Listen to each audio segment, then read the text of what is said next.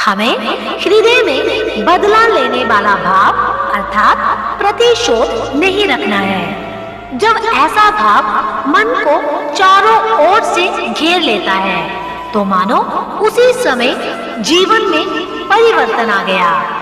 ऐसा करने से गुरु का हुक्म भी मान लिया और स्वयं को तथा दूसरों को भी लाभ की स्थिति में कर लिया। परिवर्तन पर आधारित एक दृष्टांत है जिसमें महाराज रणजीत सिंह जी ने बहुत अच्छी सीख दी है। एक बार महाराजा रणजीत सिंह कहीं जा रहे थे। रास्ते में सामने से एक पत्थर आकर उनके माथे पर लगा। साथ चल रहे सिपाहियों ने चारों ओर देखा तो उनको एक बुजुर्ग माता दिखाई दी। उसे बंदी बनाकर महाराज के समक्ष लाया गया। भयभीत होकर वो बोली, सरकार, मेरा बच्चा कल से भूखा है और घर में खाने के लिए कुछ नहीं है। मैं तो वेर के पेड़ को पत्थर मार रही थी कि अपने बच्चे को वेर ही खिलाकर उसकी भूख दूर कर दूंगी, लेकिन वो पत्थर आकर आपके माथे पर लगा। मैं बेगुनाह हूँ, मुझे क्षमा कर दीजिए। महाराजा रणजीत सिंह जी ने कुछ देर सोचा और फिर कहा, इन्हें 1000 रुपए देकर सम्मान सहित छोड़ दिया जाए।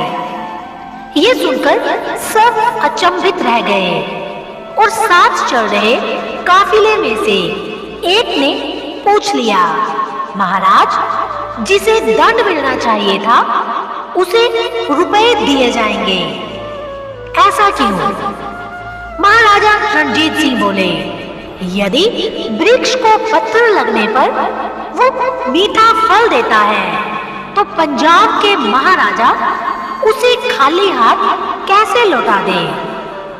संतों ने बदलना है ये नक्शा कुल संसार का। नफरत की गहरी खाई पर पुल है बनाना प्यार का। संसार की सोच से अलग होती है संतों महापुरुषों की सोच। वो आदमी को आदमी से दूर नहीं करते, बल्कि उन्हें परमात्मा का ज्ञान देकर आपस में मिला देते हैं।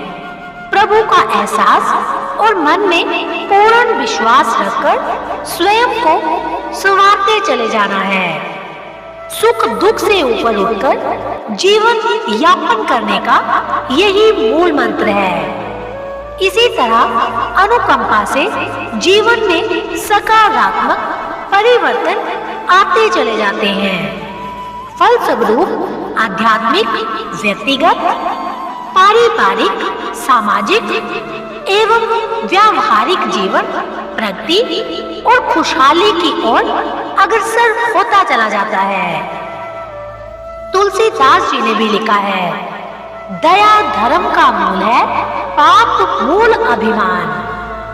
तुलसी दया न छोड़िए, जब लग घट में प्राण। मनुष्यों को दया कभी नहीं छोड़नी चाहिए, क्योंकि दया ही धर्म का मूल है और इसके विपरीत अहंकार समस्त पापों की जड़ होता है। दोस्तों, दया वो भाषा है जिसे बहरे सुन सकते हैं और अंधे देख सकते हैं, और जो दूसरों का भला करता है, भलाई उसका भला करती है। इसीलिए किसी का भला ना हो सके तो बुरा भी मत करो, क्योंकि दुनिया कमजोर है, दुनिया बनाने वाला नहीं। ये थी आज की कहानी। फिर मिलेंगे नई कहानी के साथ। तब तक के लिए अपना ख्याल रखना और ऐसी ही कहानियां सुनने के लिए चैनल को सब्सक्राइब और बेल आइकन को प्रेस करना मत भूलना। अगर कहानी पसंद आई हो तो इसे ज्यादा से ज्यादा शेयर करना। आपका किया गया एक शेयर भी हमारा मनोबल बढ़ाता है।